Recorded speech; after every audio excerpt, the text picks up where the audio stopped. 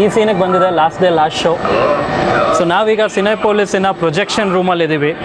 ಈ ಪ್ರೊಜೆಕ್ಟ್ರಿಂದ last day last show project ಆಗ್ತಾ ಇದೆ. ಇದನ್ನೇ ನಾವು ಕ್ಯೂಬ್ ಸ್ಕ್ರ್ಯಾಬಲ್ ಡಿಜಿಟಲ್ ಪ್ರೊಜೆಕ್ಷನ್ ಅನ್ನೋದು.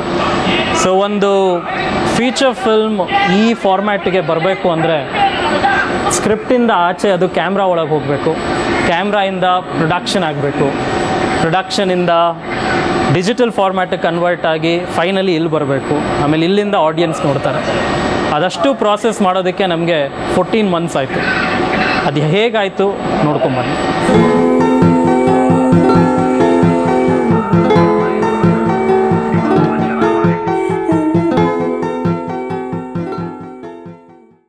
ಇದೆಲ್ಲ ಆಯಿತು. ಇದೆಲ್ಲ ಆಗಿ ರೆಡಿ ಆದಮೇಲೆ ಪವನ್ ಕುಮಾರ್ ಅವರು ನಾಳೆ ಬೆಳಗ್ಗೆ ಶೂಟಿಂಗ್ ಇದೆ, ರೆಡಿಯಾಗಿ ಅಂತಂದರು.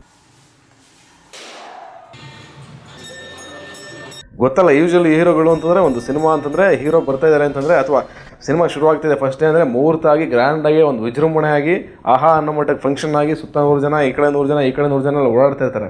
ಆ ಥರದ್ದು ಏನೋ ಆಗುತ್ತೆ ಅಂತ ನಾನು ನಾಳೆ ಶೂಟಿಂಗು ನಮ್ಮ ಮುಹೂರ್ತ ಅಂತ. ಸರಿ ಗಾಡಿ ಬರುತ್ತೆ ರೆಡಿಯಾಗಿರಿ ಅಂತಂದ್ರು ನನಗೆ. ಗಾಡಿ ಬರುತ್ತಾ, ಓಹೋ ಗಾಡಿ ಕಳಿಸ್ತಾ ಇದ್ದಾರೆ, ಒಂದು ಇನೋವಾ ಬರುತ್ತೆ ಕಾರು ನನಗೆ ಕರ್ಕೊಂಡು ಹೋಗೋಕ್ಕೆ ಅಂತ. ರೆಡಿ ಆಗ್ಬಿಡೋಣ ಅಂತ ಅಂದ್ಬಿಟ್ಟು ಎದ್ದು 5:30 ರೆಡಿಯಾಗಿ ಸ್ನಾನ ಮಾಡ್ಕೊಂಡು 6 ಗಂಟೆ ಫಸ್ಟ್ ಶಾಟ್ ಅಂದರು. ಅಯ್ಯೋ ಹೀರೋ ಆಮೇಲೆ ಚೇಂಜ್ ಇನ್ ಮಾಡಿಬಿಟ್ರೆ ನಿನ್ನ ಕರೆಕ್ಟ್ ಟೈಮ್ ಬರ್ತಾ ಇಲ್ಲ ಅಂತ ಅದೊಂದು ಭಯ ಒಳಗಡೆ. ಸರಿ ಯಾಕೆ ಬೇಕು ಬೆಳಗ್ಗೆ ಬೇಗ ರೆಡಿ ಆಗ್ಬಿಡೋಣ ಅಂತಂದ್ಬಿಟ್ಟು ಪಾಟ್ ಅಂತ ರೆಡಿ ಆದ ಎದ್ದು ರೆಡಿಯಾಗಿ ಆಚೆ ಬಂದು ನಿಂತ್ಕೊಂಡೆ. ಟಾಟಾ ಸುಮೋ ಬಂತು. ಇನೋವಾ ಬರುತ್ತೆ ಅಂತ ಎಕ್ಸ್ಪೆಕ್ಟ್ ಮಾಡಿದರೆ ಟಾಟಾ ಸುಮೋ ಬಂತು.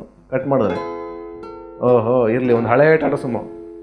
ಏನೋ ಬೈ ಮಿಸ್ಟೇಕು ಗಾಡಿ ಸಿಕ್ಕಿರಲ್ಲ ಅನಿಸ್ತದೆ. ಎಲ್ರಿಗೂ ಒಂದು ಗಾಡಿ ಅಂದ್ರೆ ಕಷ್ಟ ಆಗುತ್ತೆ. ಗಾಡಿ ಸಿಕ್ಕಿರಲ್ಲ, ನಾಳೆ ಏನು ಸರಿ ಹೋಗುತ್ತೆ ಅಂತ ಅಂದ್ಬಿಟ್ಟು ನಾನು ಸರಿ ಬನ್ನಿ ಸಾರ್ ಅಂತಂದ್ರು. ಸರಿ ಎತ್ಕೊಂಡೆ. ಎಲ್ಲ ಹೋಗ್ತಾ ಇದೆ ಅಂತಂದೆ. ಅದೇ ಸರ್ ಡೈರೆಕ್ಟ್ರ್ ಪಿಕ್ ಮಾಡೋಕ್ಕೆ ಅಂತಂದ್ರು. ಇದರಲ್ಲ ಡೈರೆಕ್ಟ್ರು ಬರ್ತಾರಾ ಅಂತಂದೆ. ಹೌದು ಸಾರ್ ಅಂತಂದ್ರು. ಸರಿ ಡೈರೆಕ್ಟ್ರ್ ಮನೆ ಹತ್ರ ಹೋದ್ವಿ. ಹಿಂದೆಗಡೆ ಏನೋ ಒಂದಷ್ಟು ಸಾಮಾನು ಬಂತು, ಹಾಕಿದ್ರು.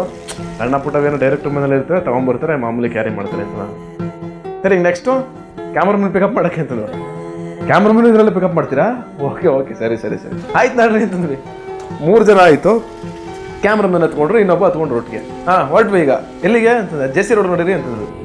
JC ರೋಡಲ್ಲಿ ಮುಹೂರ್ತ ಇರಬೇಕು, ಶೂಟಿಂಗ್ ಅಲ್ಲಿರ್ಬೇಕು, ಗ್ರ್ಯಾಂಡ್ ಆಗಿರುತ್ತೆ ಅಂತ ಅನ್ಕೊಂಡು JC ರೋಡ್ಗೆ ಹೋದ್ವಿ. ಇಳಿದ್ವಿ ಎಲ್ಲ.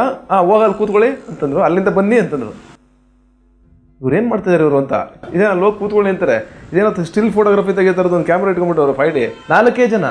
ಯಾರು ಇಲ್ಲ, ಆಳು ಇಲ್ಲ, ಕಾಳು ಇಲ್ಲ, ಸುತ್ತ 100 ಜನನೂ ಇಲ್ಲ, ವಿಶ್ ಮಾಡೋರು ಇಲ್ಲ, ಯಾರೂ ಇಲ್ಲ. ಗಾಬರಿ ಆಗ್ಬಿಟ್ಟೆ ಫುಲ್ಲು. ಹಳೆ ಬಟ್ಟೆ ಹಾಕ್ಕೊಂಡು JC ರೋಡಲ್ಲಿ ಕೂತಿದ್ದೆ. ಒಂದು ನೆನಪಿದೆ ನನಗಿನ್ನ.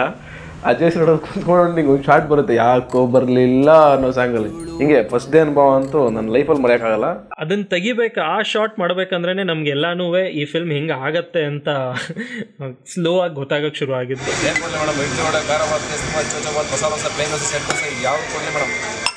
May 18th ಬಂದು ರಾತ್ರಿ I think around 1 o'clock 9 signal ಹತ್ರ ಹೋಗಿ ಟೇಸ್ಟ್ ತೆಗಿತಾ ಹೋದ್ವಿ.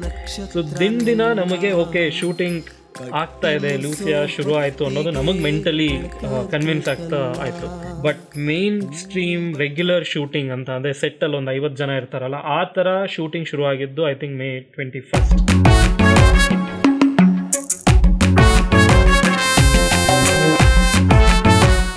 ಅಲ್ಲಿ ಸತೀಶಂದು ಸಣ್ಣ ಮನೆ, ಒಂದೇ ಒಂದು ರೂಮ್ ಇರುತ್ತೆ. ಆ ಥರದ ಮನೆ ನಮಗೆ ಪೀನ್ಯಾನಲ್ಲಿ ಸಿಕ್ಕಿತ್ತು. ಆ್ಯಕ್ಚುಲ್ ಆಗಿ ಹೇಳಬೇಕಂದ್ರೆ ಆ ಥರ ಮನೆ ಅಂತ ಅಂದಾಗ ಶೂಟಿಂಗ್ಗೆ ಯಾರೂ ತೊಗೊಳ್ಳೋದೇ ಇಲ್ಲ. ಯಾಕಂದರೆ ಯೂಶ್ವಲಿ ಕ್ಯಾಮ್ರಾನೇ ಅರ್ಧ ಮನೆ ಜಾಗ ತೊಗೊಂಡ್ಬಿಡುತ್ತೆ.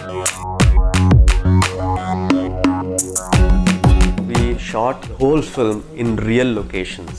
So I had to make use of a lot of real life sources like the tube lights, the bulbs, and I really didn't have the freedom to do a lot of extensive lighting. But then that also helped with the look of the film because it started to look very gritty and real.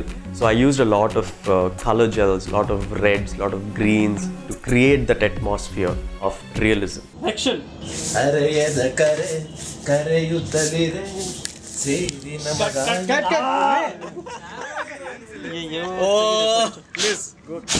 So ನನಗೆ personally ಈ shooting ಶುರು ಆಗಿದ್ದು first day ಇಂದನೂ ಒಂಥರ ಇದಿಲ್ಲಿಗೆ ನಿಂತೋಗತ್ತಾ ಅನ್ನೋ ಒಂದು thought ತಲೆಯಲ್ಲಿ ಇರ್ತಾಯಿತ್ತು.